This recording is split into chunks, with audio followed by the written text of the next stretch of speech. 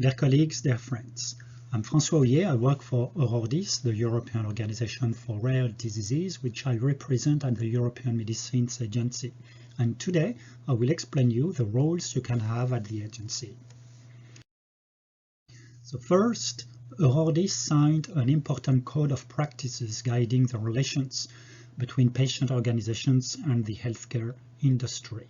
This is to explain how serious, responsible we are when working on one hand with industry and the other hand with regulators, so that we explain clearly that there is no conflict and that all this is highly transparent. And I encourage your organizations to also sign this code of practices.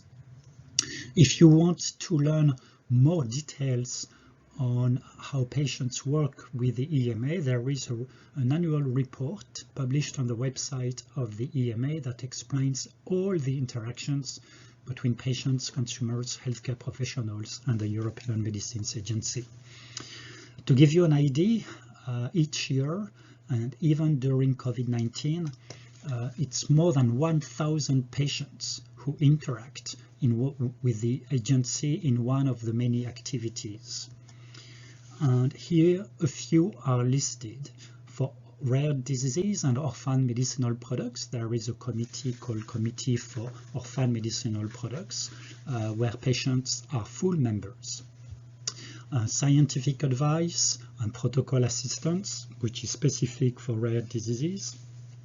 This is to provide advice to the developer of the product, for example, on how to measure the efficacy, how to measure quality of life, or how to design the clinical trial, etc., etc., etc., where the contribution of the patients can be very rich. There are other committees, the Pediatric Committee, the Committee on Pharmacovigilance, the Committee for Advanced Therapies, where patients are also members of the committee. The committee that decides, that makes an opinion on whether or not a medicine should be authorized, has no patients as members, but they consult with patients in many different ways. They can interact early. The rapporteurs who are appointed to evaluate efficacy, safety, and quality can interact early via a short document based on interviews of patients, usually done by Houyez, for them to have in mind what really matters to patients regarding the disease, the treatments that already exist for the disease, and what patients would expect from the new treatment. Later in the evaluation process, if there are specific questions for clinicians and patients, the same committee can organize scientific advisory group meetings, and later, if there are still outstanding issues, they can call for an oral explanation with the company, where again patients and clinicians can contribute and understand the decision making. Other activities are from many task forces and working groups at the EMA, and of course the Patients and Consumers Working Party. There are at present 53 patient organizations or consumers organizations eligible to work with the EMA, and the Patients and Consumers Working Party, which meets 4 times a year, is composed of 22 patients or consumers organizations, and all representatives of the EMA, well, representatives of all scientific committees at the EMA, to improve the way patients can be involved in all EMA activities. A first action that would be extremely important, extremely useful if you haven't already done so, would be to list all the symptoms, all what the disease is changing in the life of different patients with Rett syndrome. And if you could even sort of organize, classify the different symptoms, which ones are the most frequently impaired in patients with Rett syndrome. The more precisely you describe the disease and its impact, and where you expect a new medicine to act, to be effective, this information would really help the evaluation of new products, but it could also attract the interest of different researchers and manufacturers. Maybe they have products that could help addressing one symptom in particular or different symptoms. But to define your own unmet medical needs and how you see the disease manifestations in general and in different subgroups of patients is extremely useful. As said, from the moment there is a submission of a marketing authorization, 2 rapporteurs are appointed among the members of the scientific committee, CHMP, and from the very beginning of their evaluation of efficacy, safety, and quality, they will request the feedback from a few patients by interviews on what really matters to the patients. They will then have questions, they will share their reports, their evaluation reports with colleagues, there will be questions with the companies, and if needed, interactions with patients, clinicians, and possibly a hearing with the company if needed. And after their opinion, the European Commission has a maximum of 90 days to publish the decision. So the maximum is 210 days for the EMA. This can be more rapid if data are extremely clear and the dossier well done, but for advanced therapies such as gene therapies, it can be longer because of the time needed for the Committee for Advanced Therapies to also assess the product and for the appropriate interactions with different experts to take place. More time is needed for advanced therapies. So how can we best involve patients? And this is general for all products, gene therapies or other products. The way you will be involved, you might be involved, is about the same. You first need to find the patients. So for this, the EMA already has a database of experts, of patient organizations or individual patients, and they know the disease they have or they represent, and they can contact them. They can also contact all patient organizations they work with. For rare disease, it's frequent that they contact Houyez, and we can identify more patient advocates than the EMA has in her database.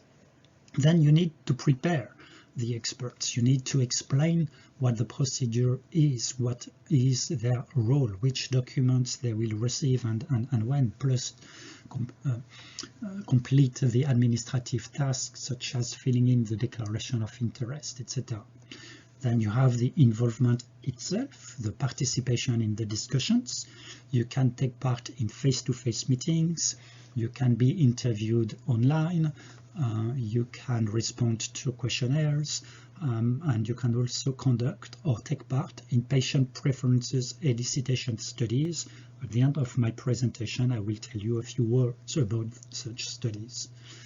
Once you could contribute, there are 2 things. First, how to include your contribution and the contribution of all other experts to the report, but also evaluate your contribution.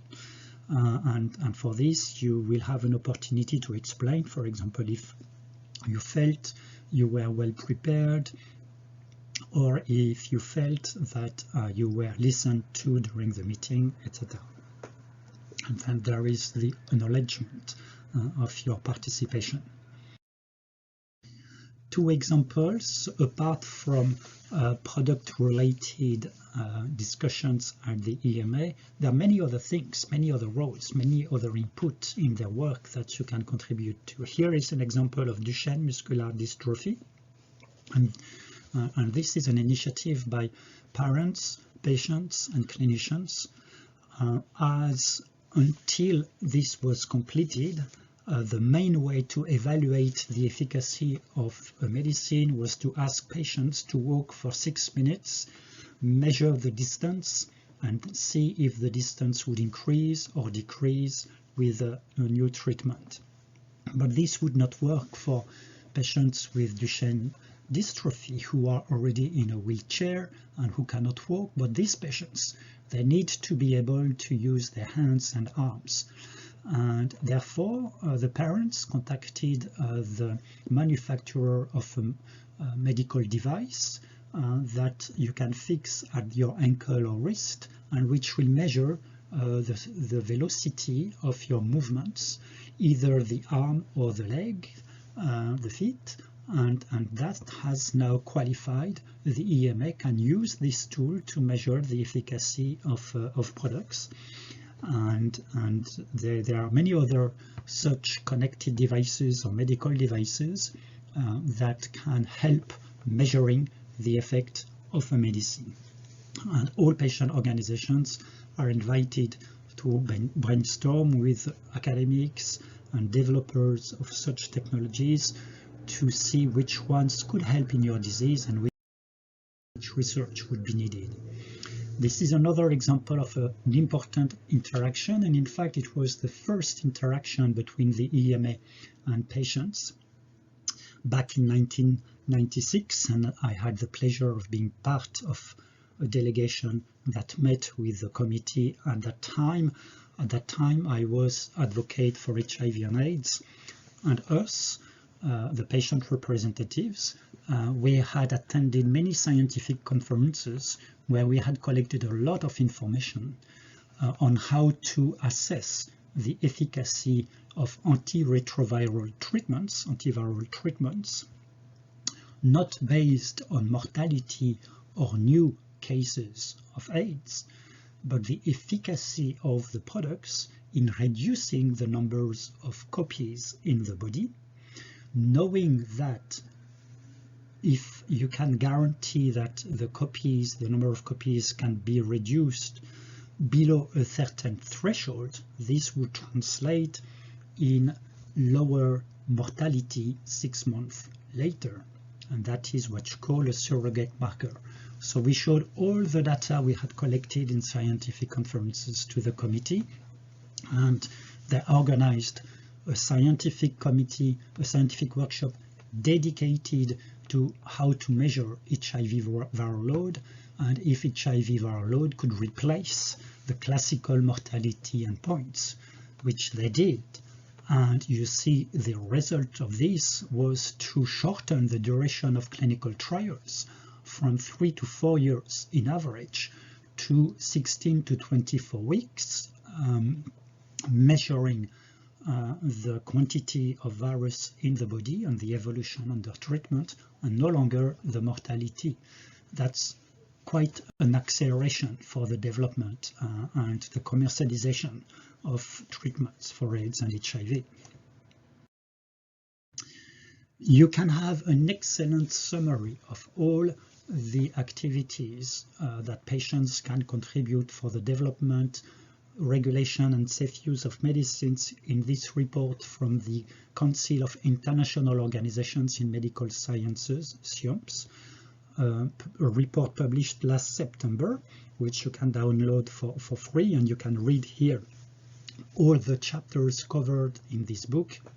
It's really a textbook, a reference book that explains to industry, to regulators, but also to patient organizations all you can do along the life cycle of a medicine, except HTA and pricing, but that's another story. So to finish, I like to share a few words on patient preferences elicitation studies. What is this? Usually when, for example, this committee at the EMA consult patients, they would invite 1 or 2 patients, ask questions, and see, for example, how the patients weigh the benefits, the side effects, the difficulty to use the product. But if you could have feedback from a larger group of patients, the information would be even more useful than the contribution of 2 patient advocates. And there are different techniques.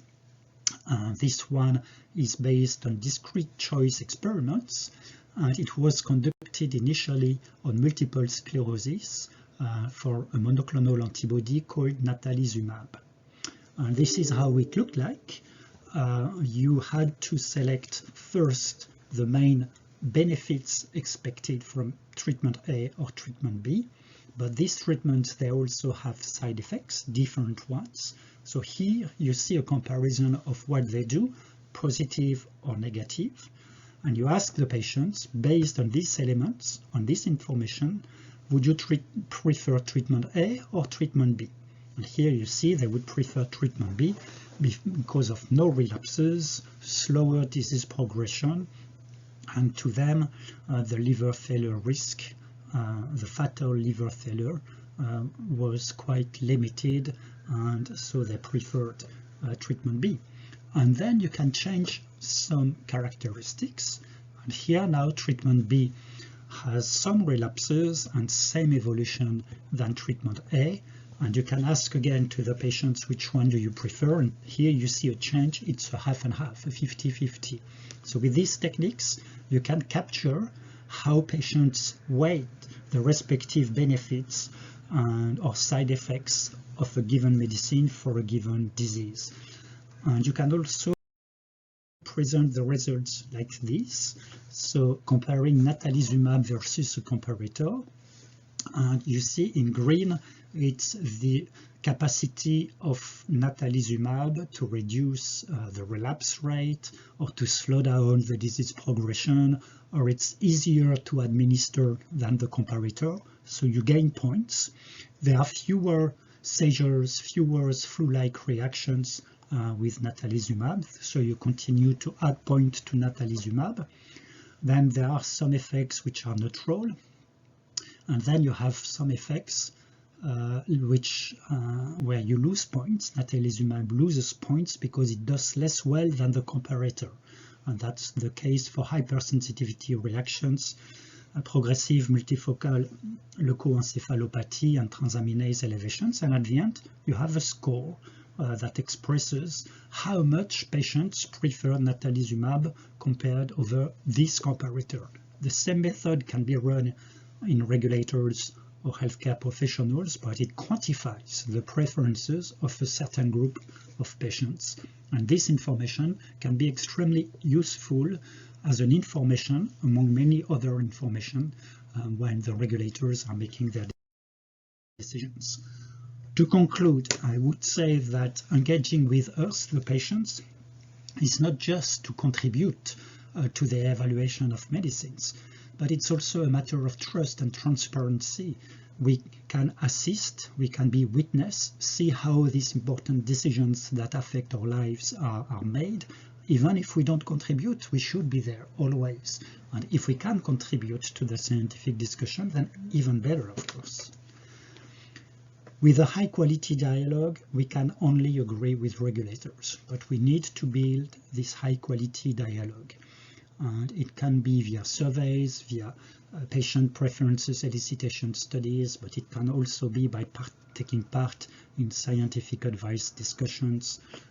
We can only agree with regulators if we have the quality dialogue we need. And the EMA would be extremely interesting in the years to come or months to come to expand, to explore new methods to capture, to obtain feedback from patients via different techniques like the patient preferences elicitations. For all this to work, we need to be trained on all the possibilities we have to influence, inform, take part in regulatory activities.